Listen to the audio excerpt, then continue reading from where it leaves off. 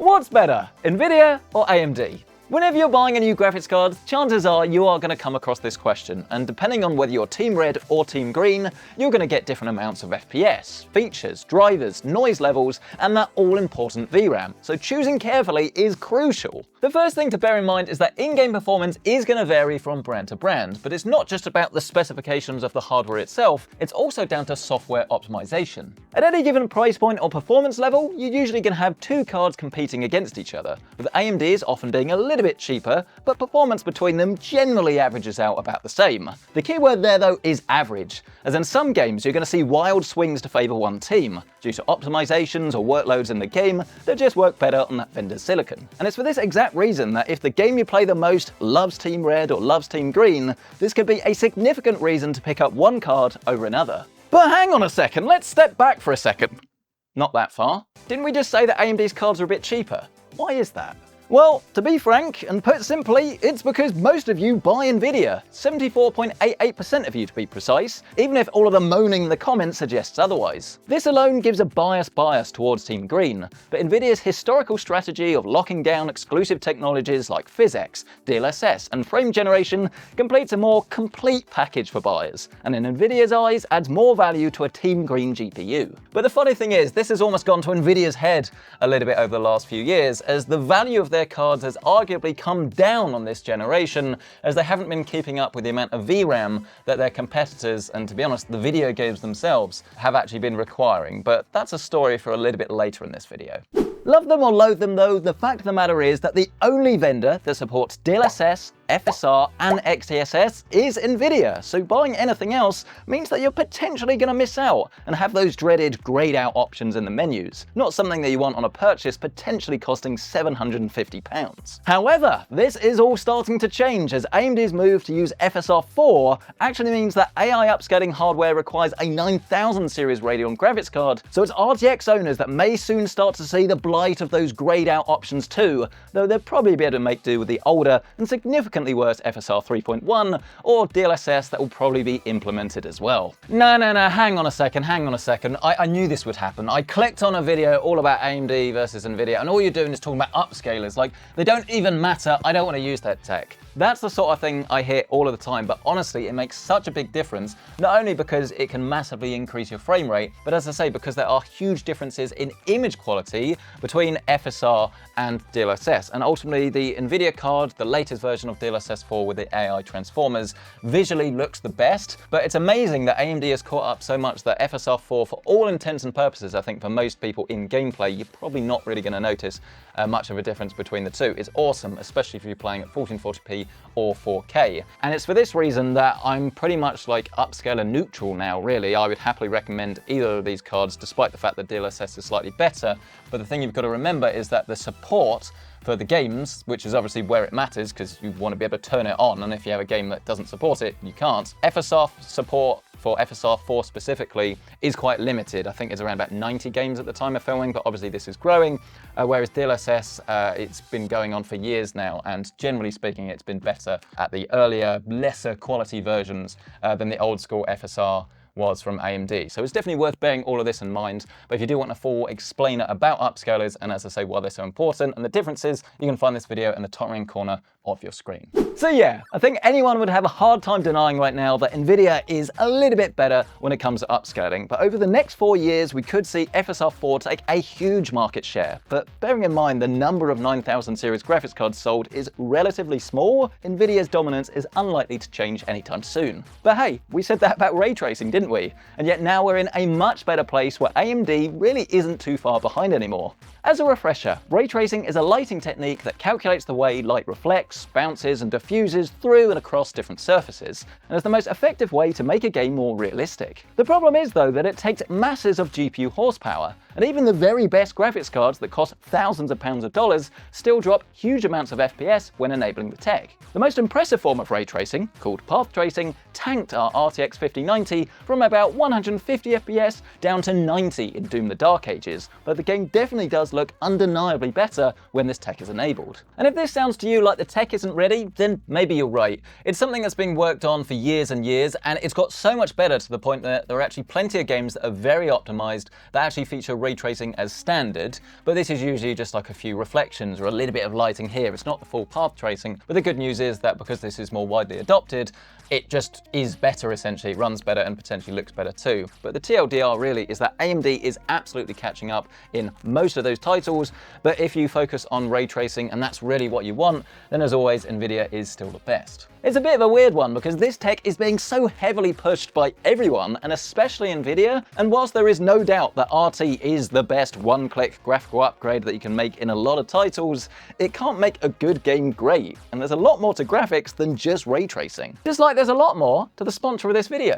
UGREEN's Nexode retractable series is here to make charging your devices so much easier. Not only do you get a rapid USB Type-C and Type-A port as you'd expect, but also a retractable USB-C cable for quickly charging at up to a whopping 100 watts. That's enough to bring a 14-inch MacBook Pro M4 from 0 to 54% in as little as 30 minutes. This means you can quickly chuck a single device in your bag and then not have to worry about charging or losing that pesky USB-C cable. UGREEN's battery bank can deliver up to 165 watts of total power and has a capacity of 20,000 mAh, letting you charge all of your devices from phones to laptops and even the Steam Deck. The Nexode retractable charger, meanwhile, is tiny, yet still packs that same retractable cable for traveling bliss. Like the power bank, it's widely compatible with a huge range of fast charging standards, and it can charge 3 devices at once across the cable and dual USB ports. It also uses gallium nitride technology for its smaller size and up to 95% efficiency. So if you're after a quick and easy travel solution where you can't forget your USB-C cable, then why not check out UGREEN with their Nexode series, and you can actually save up to 30% off at Amazon.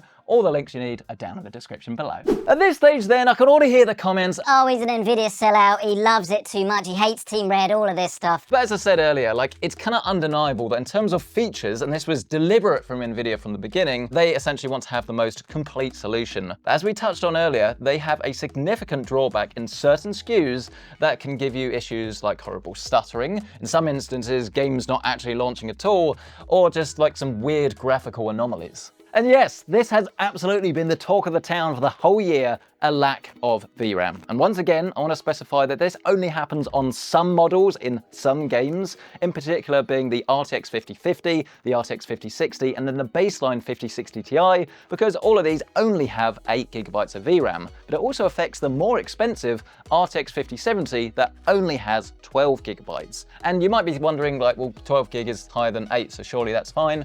It's all about relativeness, right? So if you're spending £100 on a graphics card and it's got 8 GB of VRAM, then that's great. It's going to be fine for most games at 1080p and actually quite a lot at 1440. You can turn some of the settings down, fantastic. But the point is, these cards should come equipped with the right amount of memory so that you can actually play the games at the settings that you want. And we have this really weird scenario now on some of the Nvidia graphics cards and some of the AMD ones, because they're not completely immune to this issue, where you might actually have the graphical horsepower to be able to play a game at like 120 FPS, let's say, but it might not have the VRAM to hold those settings, and thus you get these weird issues or horrible stutters and things, which is just really frustrating, especially when you think you should be buying a graphics card that's going to last, what, I'd say 4 or 5 years quite comfortably, rather than have issues day one. This is an issue that editor Carl has seen whilst benchmarking Monster Hunter Wilds. I've seen it in Hogwarts Legacy, and more recently in Indiana Jones, even on that 5070, and the effects really aren't pretty.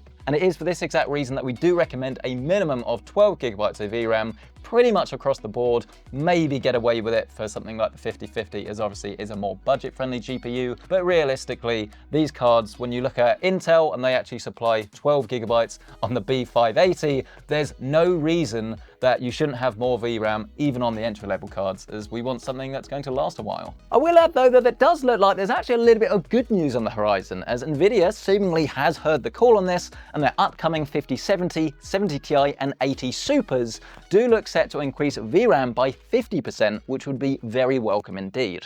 So that's everything I think you need to know in a nutshell about VRAM, but there's a lot more to a graphics card than just software and VRAM, right? And this is probably the best example that I can give you of the differences between sub-brands. It's worth remembering that we have a GPU that is designed by AMD or an Nvidia in their cards, but this is then bought and actually manufactured by an add-in board partner. So this is an ASUS graphics card, this is a reference card that's made by AMD, And as you can see, they are completely different, despite the fact that the gaming performance on these will be almost identical in a lot of cases. So there's a few reasons for this, right? If you sell like a bigger graphics card, you put a larger cooling solution on it, it does a few things. It makes it run quieter, which I certainly appreciate. It means you can overclock it further. You can redesign some of the components, so you can put more power inside it as well, which again is great for getting more performance. But the other thing, and the dark side, if you like, of graphics card these days, and I see it time and time again, and it's getting crazy and out of control, is that a lot of manufacturers will just strap an oversized cooling solution onto a graphics card, charge a load of money, because they know that stock and availability probably won't be great, and they can prioritize making more money out of you by selling something that is oversized that you probably don't need. Now, this doesn't apply to everyone, and it doesn't apply to every graphics card, but certainly at launch you'll find that there seems to be a lot more stock of the more expensive versions, and the cheaper ones tend to come in a little bit later just because there's a smaller profit margin on them. But it used to be the fact that you did need a better cooling solution, because like the reference designs that you got on like the GTX 680, let's say, which was my first card, wasn't very good. It was a blower style, it was loud. You wanted something better. And I think they're kind of still playing into the fact that a lot of people have been PC gaming for years and they just always buy the best one. And if you're spending like an extra $150, $200 on a cooler on a graphics card that costs $500, in my eyes, that doesn't make any sense. So what I'd usually recommend is buying kind of like the best, cheapest version of the card. Have a look at reviews, have a look at noise levels, have a look at performance. And if you do want to get extra performance, you can always just overclock it yourself. But yes, in a nutshell, again, quite a big difference between two exactly the same GPUs. It's also worth bearing in mind that some GPUs and some graphics cards can use less power than others, which can save you money in the long term and also result in a quieter system, whilst also needing a smaller, cheaper power supply to run in the first place. And speaking of power, it's also worth bearing in mind that Nvidia's high-end cards usually use a newer but fairly controversial 12-volt high-power connection that looks a lot cleaner, is arguably easier to install, but it is so small that it's actually quite easy to install incorrectly, and this can cause some rather hot problems. Though percentage-wise, this is still a very, very rare occasion. And I'll add at this point that if you really want to get into the nitty-gritty, there are so many different features we can talk about that are slightly different on AMD and Nvidia that this video could go on for 3 hours. But realistically, I think for most people, the rest of the features are going to kind of trade blows a little bit between the teams. So I'm talking about like in-game recording actually on the GPU itself that doesn't like tax your system, so you can kind of silently record, which is a useful feature. We've got like anti-lag, we've got reflex, all of these things to like bring latency down, and a whole host of other things that are actually baked into the driver itself. But I think for most gamers, for all intents and purposes, you're going to find that it's going to be pretty similar between the two, and it shouldn't influence your decision.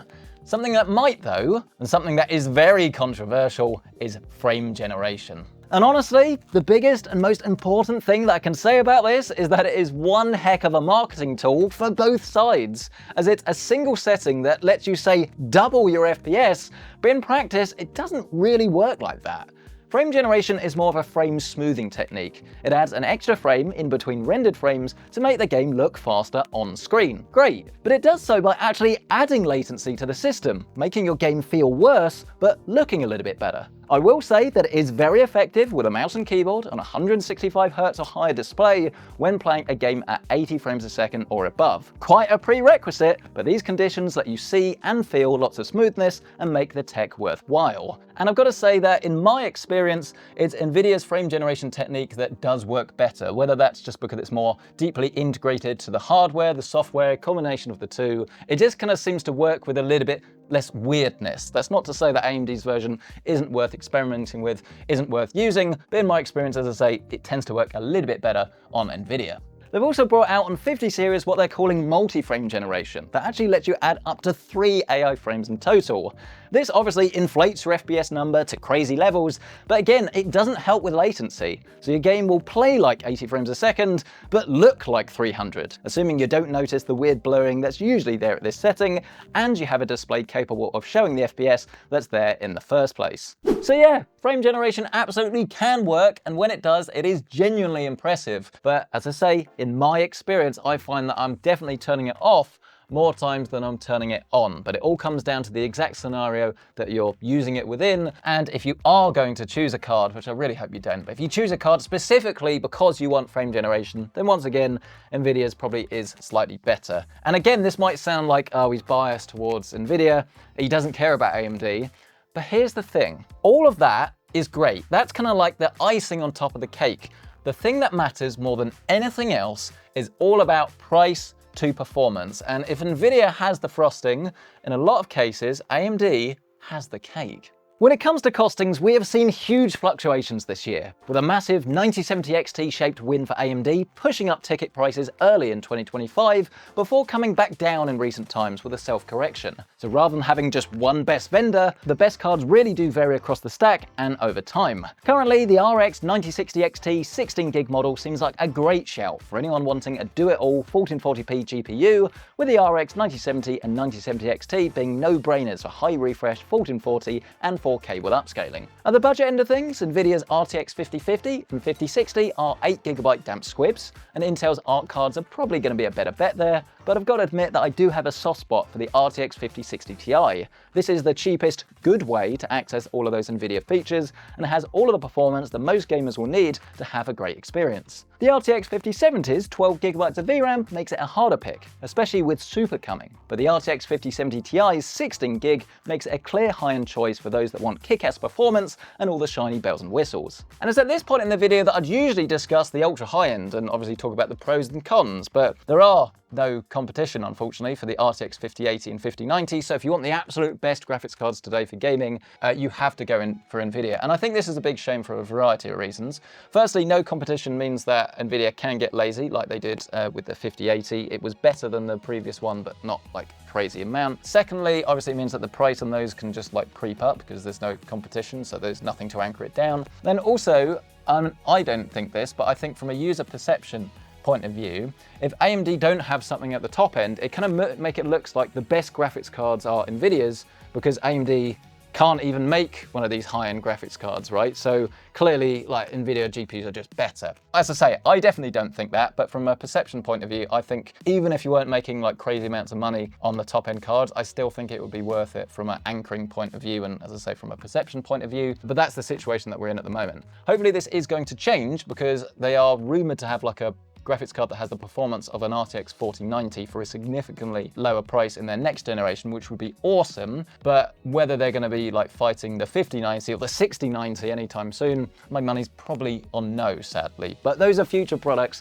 We don't need to worry about it for now. If you're obviously buying a graphics card and you're choosing between the two vendors, there is no best choice other than the fact that, as I say, the more feature complete one is going to be Nvidia. But whether those features actually matter to you is something you need to work out for yourself. DLSS, AI transformers, all of that stuff is great. Frame generation is going to be okay, but there'll be plenty of people that probably won't use this at all, especially if you're playing multiplayer. And then, as I say, the rest of the features kind of like trade blows really between Team Red and Team Green. So it comes down to price and performance more than anything else.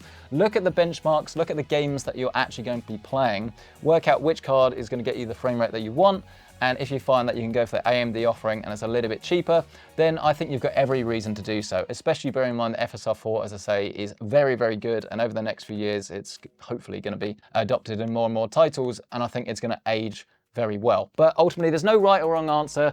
It pretty much just comes down to, are you willing to pay the Nvidia tax? It's like the cheese tax for dogs, but with less cheese. Hopefully this video has been helpful though. If you do want to check out current pricing on any of these GPUs and our recommendations, we'll leave them down in the comment section below, as well as a pinned comment, or you can check this video on the top right corner of your screen that goes through the best combinations of GPUs and CPUs to help you get the best performance possible. But thanks for watching this video. Smash the like button if you've enjoyed it, get yourself subscribed, and we'll catch you in the next one.